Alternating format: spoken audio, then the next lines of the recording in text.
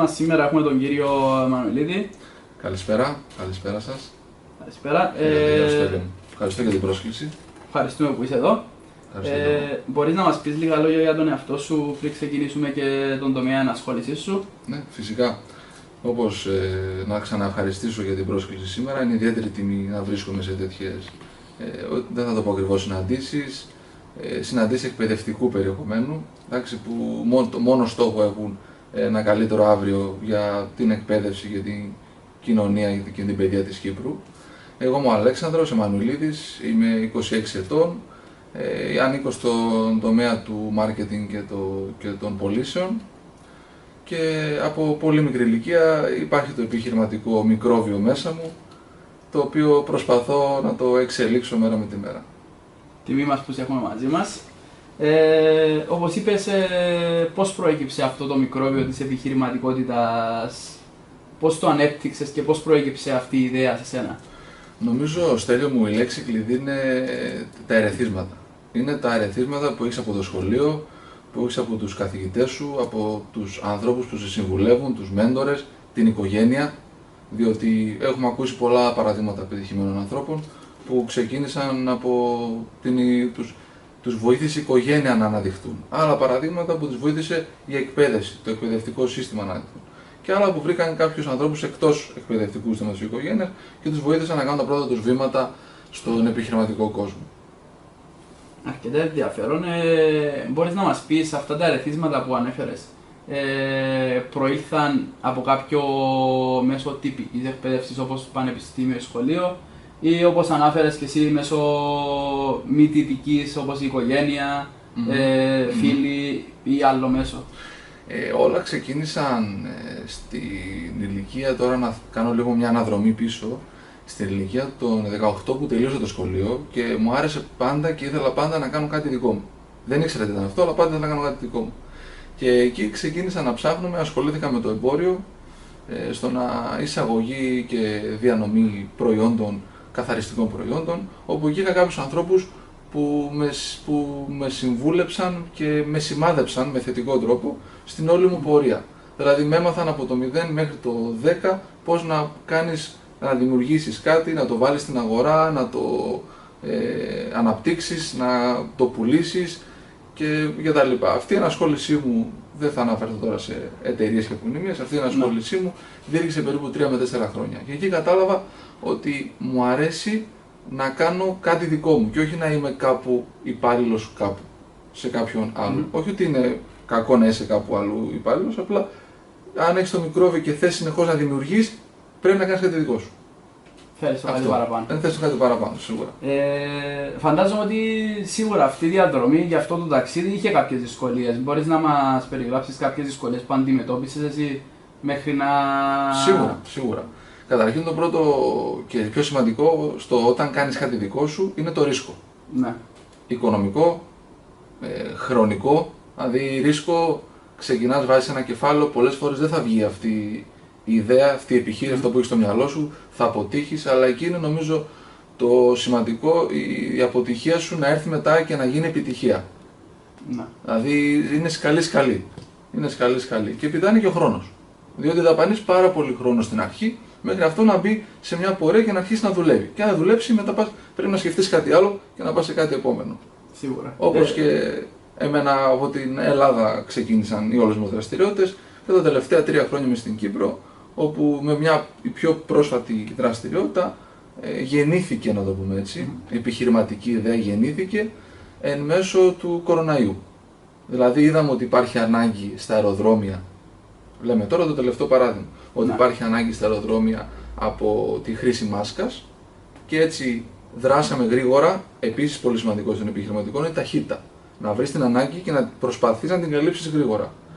Δράσαμε πάρα πολύ σύντομα και τοποθετήσαμε αυτόματους πολιτές με μάσκες και αντισηπτικά και όλα τα παραϊατρικά στα αεροδρόμια της Λάρνακας και της Πάφου. Αρκετά ενδιαφέρον πρωτοβουλία. Μας ανάφερες διάφορα πράγματα, όπως να μπορείς να βλέπεις την ευκαιρία όταν σου παρουσιάζεται. Σίγουρα. Σίγουρα το να μαθαίνεις από την εμπειρία σου και να αποτυχάνεις, όπως ανέφερες, είναι πολύ σημαντικό. Γιατί για να πετύχεις πρέπει να αποτύχεις 1, 2, 10 φορές και μετά να πετύχεις. Άρα είναι αρκετά σημαντικά αυτό που μας είπες. Κάτι άλλο να αναφέρω, μην το ξεχάσω σχετικά με το κομμάτι αυτό, είναι και η συναναστροφή. Δηλαδή, αλλιώς είναι να συναναστρέφεσαι με επιτυχημένους ανθρώπους. Επιτυχημένους, να το τονίσω, δεν σημαίνει ότι είναι επιτυχημένοι οικονομικά, σημαίνει ότι είναι και επιτυχημένοι. Μπορεί να είναι πνευματικά επιτυχημένοι, να είναι θετικοί άνθρωποι. Δηλαδή, η συναναστροφή παίζει πάρα πολύ μεγάλο ρόλο και στην καθημερινότητα και στο να είσαι καλά ψυχικά για να μπορείς να δουλεύεις πάνω στις ιδέες σου και στις επιχειρήσεις σου. Σαν παρένθεση. Από όσα ανέφερες, τα περισσότερα ερεθίσματα που είχες ως επιχειρηματίας ήταν εκτός κάποιας μορφής εκπαίδευσης ή κάποιο πιο formal education. Πιστεύεις ποιο ρόλο μπορεί να διαδραματίσει η εκπαίδευση ή ο εκπαιδευτικός τομέας όπως τα πανεπιστήμια και τα σχολεία στην καλλιέργεια των δεξιοτήτων που έχουν να κάνουν με την επιχειρηματικότητα και γενικά με την επιχειρηματικότητα? Οκ, κατανοητό. Ωραία ερώτηση. Γιατί τώρα ουσιαστικά η ερώτηση αυτή είναι να προτείνουμε ιδέες για το πώς μπορεί το ήδη υπάρχον εκπαιδευτικό σύστημα να αναπτύξει την επιχειρηματικότητα. Ακριβώς. Η απάντηση σε αυτό, η πιο ομή που μου έρχεται στο μυαλό, είναι μέσω διάφορων δραστηριοτήτων. Δηλαδή είναι η πράξη. Επίσης η επιχειρηματικότητα είναι και η πράξη. Αυτό που σκέφτεσαι, αυτό που οργανώνεις, να το βάλεις στην πράξη να το δουλέψεις. Εκεί θα φανεί αν δουλεύει ή όχι. Οπότε, πάνω σε αυτή την ερώτηση, είναι σημαντικό όλα τα εκπαιδευτικά ιδρύματα, σχολεία, πρωτοβάθμια, δευτεροβάθμια, τριτοβάθμια, πανεπιστήμια να ξεκινήσουν, ειδικά τα πανεπιστήμια, π.χ. ένα μάθημα οικονομικών, ένα μάθημα marketing. Να πρέπει να βγουν έξω οι μαθητές και να πάνε να κάνουν ένα report, μια έρευνα πάνω σε μια επιχείρηση. Να ρωτήσουν τις ανάγκες της. Να ζήσουν την πραγματικότητα, την πρακτική. Και όχι απλά να διαβάσουμε ένα βιβλίο 400 σελίδες marketing και να δώσουμε εξετάσεις. Οπότε μπορεί να βελτιωθεί και η εκπαίδευση στο κομμάτι της πράξης. Πριν να κλείσουμε, θα ήθελα να σε ρωτήσω τι συμβουλές θα έδινες σε κάποιον νέο που οραματίζεται να γίνει επιχειρηματίας και αν έχεις κάποια συμβουλή ακόμη και για τους εκπαιδευτικούς που προσπαθούν να μεταφέρουν την επιχειρηματικότητα και να αναπτύξουν αυτές τις δεξιότητες στους νέους. Ωραία, να πιάσω πρώτα όσον αφορά τους νέους. Πολλοί νέοι ακούμε από μικρός, έχω όνειρο να γίνω γιατρός, έχω όνειρο να γίνω πιλότος. Για μένα να κυνηγάνε τα όνειρά τους, αυτή είναι η συμβουλή, να δουλεύουν πάνω σε αυτά και οι γονείς και το σύστημα το εκπαιδευτικό να τους υποστηρίζει εφόσον είναι σε λογικά πλαίσια, να τους υποστηρίζει για να γίνουν πραγματικότητα τα όνειρά τους. Επίσης, ένας νέος από μικρή ηλικία φαίνεται η κλίση, το που είναι καλός. Οπότε εκεί μετά πρέπει και οι γονείς και το σύστημα να τον βοηθήσει να αναπτυχθεί πάνω σε αυτό. Όπως για παράδειγμα, ακούμε κάποιους νέους, οι περισσότεροι νέοι στην Κύπρο και στην Ελλάδα, πάνε και σπουδάζουν σε ανώτατα πανεπιστήμια. Ενώ ο τεχνικός κλάδος έχει παραμεληθεί πάρα πολύ. Μα έχει νέους που πιάνουν τα χέρια τους. Γιατί να πάει να σπουδάσει ο νέος που πιάνει τα χέρια του οικονομικά και να μην σπουδάσει υδραυλικά?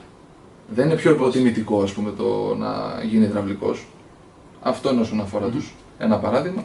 Και όσον αφορά τους εκπαιδευτικούς, η δικιά μου πρόταση είναι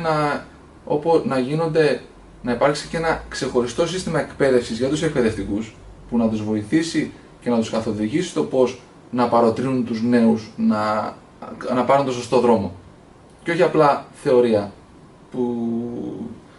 και πολύ διάβασμα. Νομίζω είμαστε στην πράξη, είμαστε εποχή της τεχνολογίας. Δηλαδή το πολύ διάβασμα και ανάγνωση μεταφέρεται πλέον στο πιο ψηφιακό τρόπο. Έχουμε γίνει πιο πρακτικοί. Πιο πρακτική πλέον. Είναι η πράξη, ακριβώς. Ευχαριστούμε πολύ για αυτά που μοιράστηκες μαζί μας και για τον χρόνο σου. Εγώ ευχαριστώ πολύ. Και στο Πανελλήνιο. Ευχαριστούμε πολύ και καλό απόγευμα. Επίσης.